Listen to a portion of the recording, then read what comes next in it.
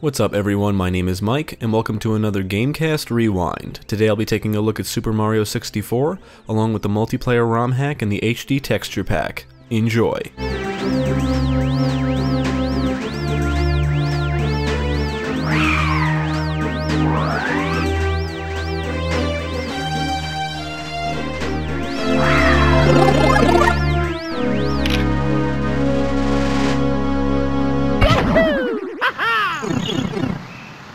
My first Mario game was Super Mario World, and it took me a few years to actually beat it. My parents got me a Super Nintendo, which came with the game in 1992, which means I was about 1 or 2 years old, and I don't think I actually beat it, or at least beat Bowser, until I was about 5 or 6.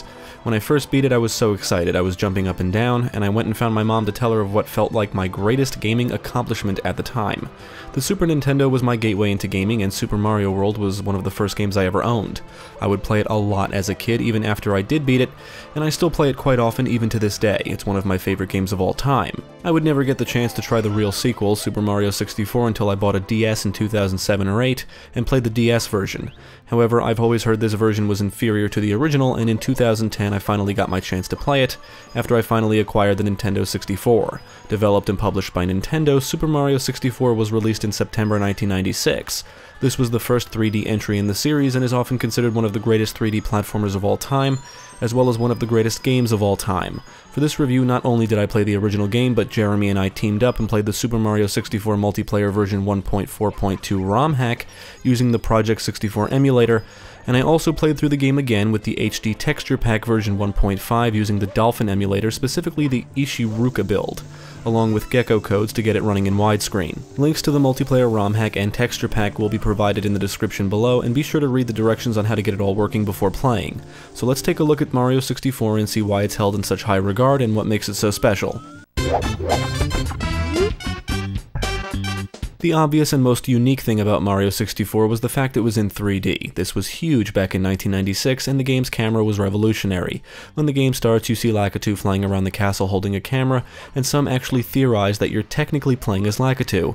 Although you control Mario, so that really doesn't make any sense. If anything, you're controlling both characters.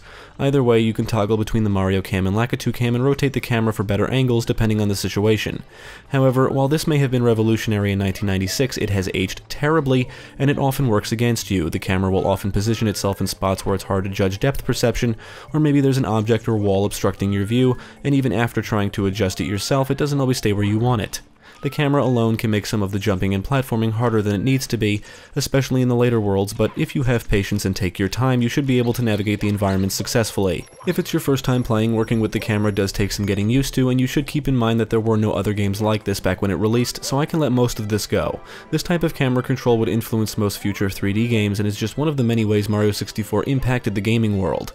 Now, if you thought the camera was troublesome in the vanilla game, you should play the multiplayer.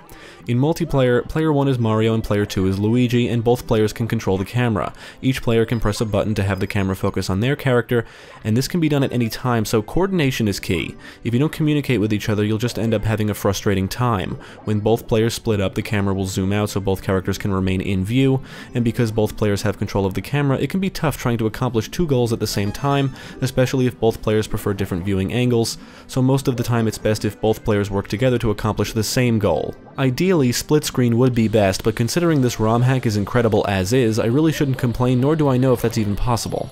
However, one of the biggest issues with the multiplayer is how the cannons are handled. Normally, Mario enters a cannon and the camera switches to a first-person view, allowing you to aim before firing. You don't get that first-person view in multiplayer and must aim the cannon from a third-person view and just hope you're aiming correctly. It's a frustrating case of trial and error, and I would highly recommend using save states whenever you need to use a cannon. I don't know what's possible when it comes to modding ROMs, and the game really isn't meant to be played in multiplayer, so I can let it go because in the end, the multiplayer is still great fun. With this being Mario's first foray into 3D, he can do a lot more than just running and jumping. He can run, jump, wall jump, long jump, somersault, backflip, swim, dive, ground pound, crouch, push blocks, punch, and even kick. You're given tons of freedom when it comes to movement and navigation, which actually allows you to accomplish goals in a variety of ways. Instead of using a cannon to blast your way to a star, you may be able to wall jump to it. If you've seen many speedruns of the game, you'll know there's tons of exploits and glitches, and these can be used to your advantage.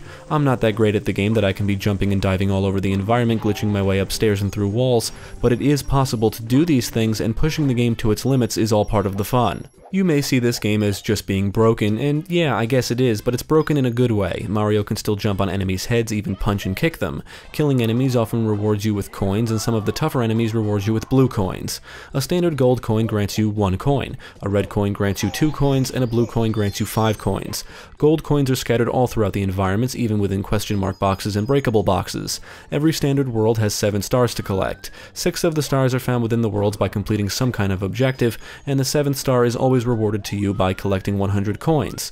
Coins can also be seen as your score for each world, but they also provide you with health. When Mario gets injured, he loses hit points, and coins restore hit points. When Mario dies, he loses a life. Lose all of your lives and it's game over. You start with 4 lives and can earn more by collecting a specific amount of coins or by acquiring green mushrooms. Although reloading your game will always reset your lives back to 4. The health meter is also your air meter when swimming underwater, but you can acquire air from coins in addition to air bubbles. Coins are also a way the game encourages you to explore. Sometimes coins may lead to a hidden area, or you may see coins on a platform in the distance indicating an area you haven't visited yet, and some worlds may require you to explore every nook and cranny to acquire all 100 coins. In multiplayer, both players can accumulate coins and share the collection even if a player dies. However, Mario must be near standard gold coins for them to load and be visible, so if Luigi strays too far, there won't be any gold coins to collect until Mario enters the vicinity. Red coins will always be loaded and visible, and I believe this is because they are objective coins. By that I mean every world has 8 red coins to collect as a requirement for a star. Mario 64 includes 15 worlds, 3 what I'll call boss worlds, and 15 secret castle stars. The secret castle stars are usually small areas found throughout the castle, and if it's your first time playing, some of these areas can be a challenge to find. It's very easy to miss these areas since they're not always apparent, and gaining access to some of these areas may require you to actually accomplish a goal beforehand.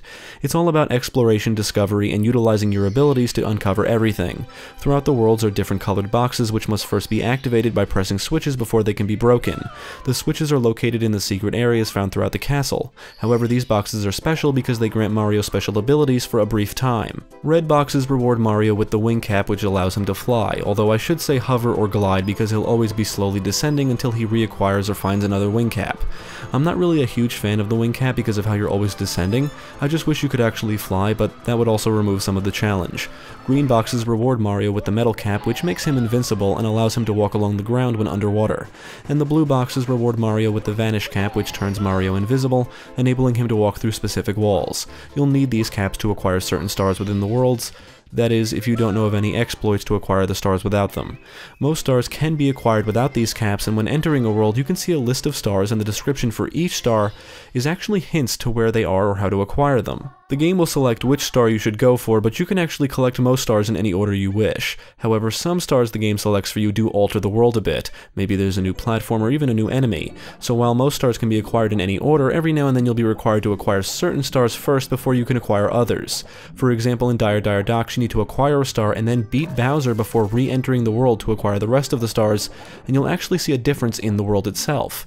Some stars are hidden in plain sight and may require a tricky jump or the press of a switch to reveal platforms leading to them, or maybe it's just as simple as defeating a mini-boss like a giant Thwomp, Wiggler, or Big Boo. I say mini-boss because the major boss is Bowser, and you need to defeat him 3 times. While the mini-bosses are really easy to defeat, Bowser proves to be a bit more challenging. Granted, his battles are also easy, but require you to swing him around before tossing him onto an explosive, and aiming the throw is probably the hardest part. Now, I don't like minigames in my platformers, and there are a few racing minigames in Mario 64 which I'm not a fan of. You must win the races to be rewarded with a star. Why developers feel the need to put racing in platformers is beyond me, but luckily they are extremely easy here. Every world varies in theme and has their own challenges to overcome. Some worlds can actually be altered simply by entering them in specific ways. For example, depending on how high you enter the wet-dry world, painting determines the water level of that world. Entering tick-tock clock when the hand is on specific numbers determines how fast things within the world rotate and move. Tiny Huge Island has 2 paintings you can enter and determines the size of the world. By today's standards, most of the worlds don't feel realistic in any sense of the word. Granted, this is the case with most Mario games, and it's not a bad thing, but it just seems to be more noticeable here. There's a lot of random platforms and structures seemingly scattered all over the place. However, these are carefully placed, and everything is placed in specific spots for specific reasons. The worlds do contain enemies, but they don't fill the environments, and they rarely prove to be troublesome. The enemies act more like obstacles than anything else, and many of the classics do make an appearance. Goombas, Koopa Troopas, Lakitu, and even Bob-ombs are all here, among others, along with new enemy types like Scuttlebugs, Chuckyas, and different types of bullies. If you jump on a Koopa Troopa, he'll launch out of his shell, and you can actually ride the shell around the environments at high speeds, even along the surface of hazardous liquids like lava and extremely cold water. There's several worlds I don't like, mainly due to their themes. While I love the Boo enemies, I never cared for the haunted house themes, so Big Boo's haunt is probably my least favorite world in the entire game. Hazy Maze Cave is also one of my least favorites, just due to its dark and dreary atmosphere. Wet Dry World is another one I don't like, just because it's visually bland and uninteresting. But even these worlds have their moments of fun and offer something unique not seen in other worlds. Many worlds have environmental hazards you'll need to avoid, like lava in Lethal Lava Land, toxic gas and falling boulders in Hazy Maze Cave, extremely cold water in Snowman's Land, quicksand in Shifting Sand Land, and even what I think are falling water bombs in Bob-omb's Battlefield. Many worlds require you to speak to a pink Bob-omb to gain access to a cannon within that world. Mario can enter the cannon and you can aim it in any direction and fire Mario out either to a specific location or to his death. Mario can actually lose his cap in some worlds, whether it be stolen or simply blown off his head. If Mario loses his cap, he takes more damage from attacks, but the cap can be reacquired, and sometimes it needs to be taken back from enemies. The multiplayer ROM hack can make the game both easier and harder. If you don't communicate with the other player, the camera alone can make everything harder. Whenever a player requires one of the special caps, they're better off just taking the camera and doing what they need to do rather than having both players try and do different things. On the plus side, obtaining stars can be easier. For example, you can position one player in the spot where the star will spawn and wait for the other player to complete the objective. If one player dies, the other will keep going and can still complete objectives. However, if Mario dies, he will return whenever Luigi transitions to a new area, whether it be through a door, warp pipe, or after any other loading points. In fact, the other character will automatically spawn nearby if you enter a loading point, like in the tunnel in the Dire Dire Docks world, or navigating through the tunnel to the town in Wet Dry World. If Luigi dies, he doesn't always come back. Now, whenever you acquire a star minus the one you earn from 100 coins, you get kicked out of the world and have to re-enter to collect another. In multiplayer, one player can collect the star, and during the celebratory animation, the other player can jump on or attack that player to cancel the animation and keep going to collect more stars. I'm assuming this is just a glitch with the ROM hack, but a significant one at that, and can be seen as a time saver. This does mean both players can collide into each other during gameplay, which can become annoying if one player jumps on the other player mid-jump, possibly killing one player or ruining a jump altogether. That can happen often if you don't communicate. One of the biggest issues with the multiplayer is how things load in the environments. Mario needs to be near things like standard coins and even platforms so they can load. However, Luigi can still navigate freely, but can collect coins or jump on platforms if they're not loaded, which can even lead to his death, so the duo really needs to stay together. Also, Luigi can't really interact with things. He can collect stars, coins, and attack enemies, but when it comes to talking to NPCs, Mario has to do it. In Hazy Maze Cave, Dory seems to be outright broken. Normally you can jump on Dory and guide it to where you want to go, and then ground pound on it to lower its head. In multiplayer, it doesn't seem to pick up its head after a ground pound until Mario gets far enough away. When playing the multiplayer, you can see that the game is really trying to break free of the single-player limitations, but it's a single-player game at heart, and if you don't stick together, you'll encounter more bugs and issues than anything else.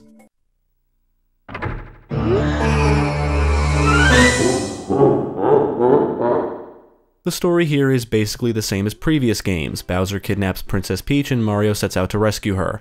Mario receives a letter from Peach inviting him over to the castle for cake, but when he arrives, he discovers Bowser has taken over the castle and imprisoned Peach within it, using the power of the castle's stars. The castle is like a hub world and consists of 3 floors, a basement, and even a courtyard. Mario must navigate the castle and enter the paintings scattered around, which are actually gateways to various worlds. Mario must collect stars by finding them or completing objectives in each world, and the stars are used to open doors and access new areas of the castle.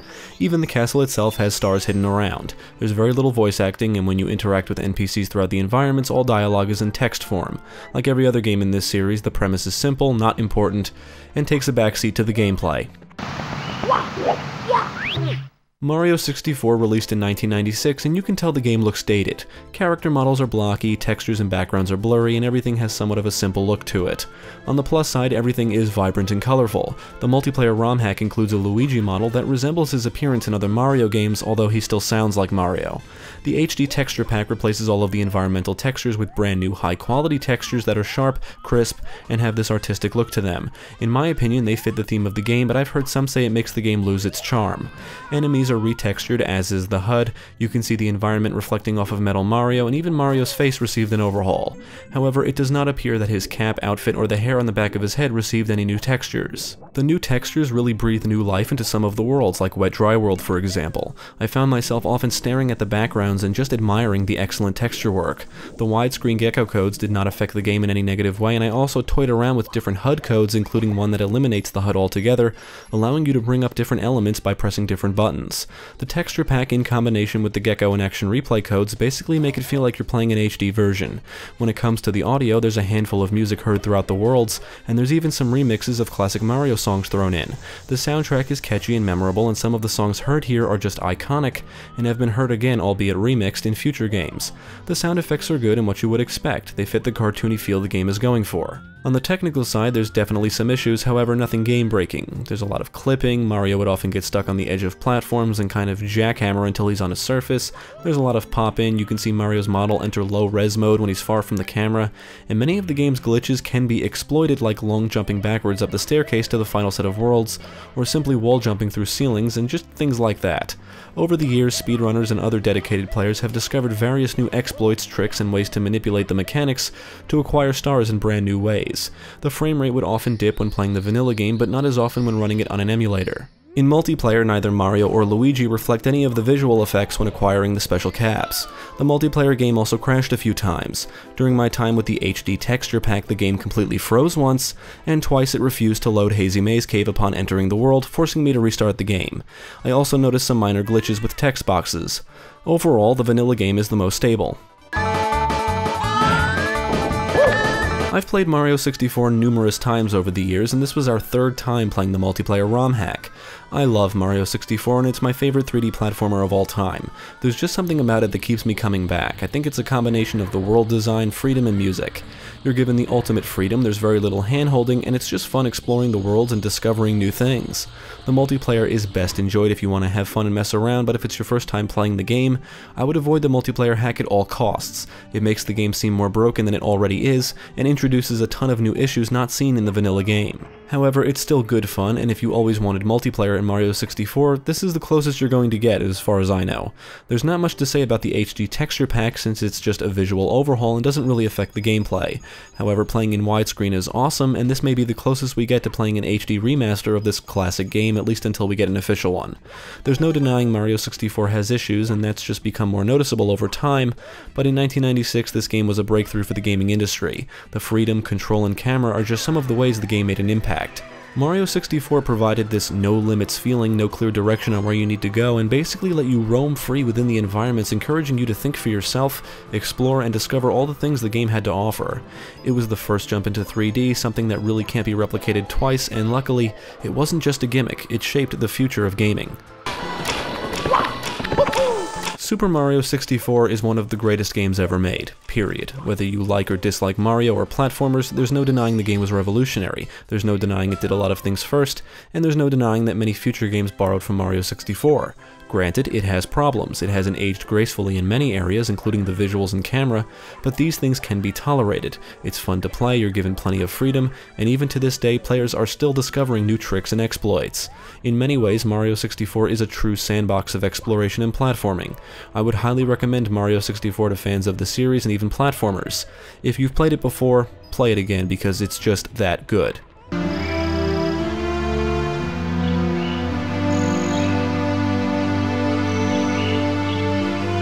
Here we go! Thanks for tuning in, I hope this video proved helpful. Stick with GameCast for more quality content including the latest gaming news, podcasts, let's plays, and even more reviews. Be sure to check out my channel, Gaming Pastime, for new game reviews released every week. My name is Mike, and I thank you for watching.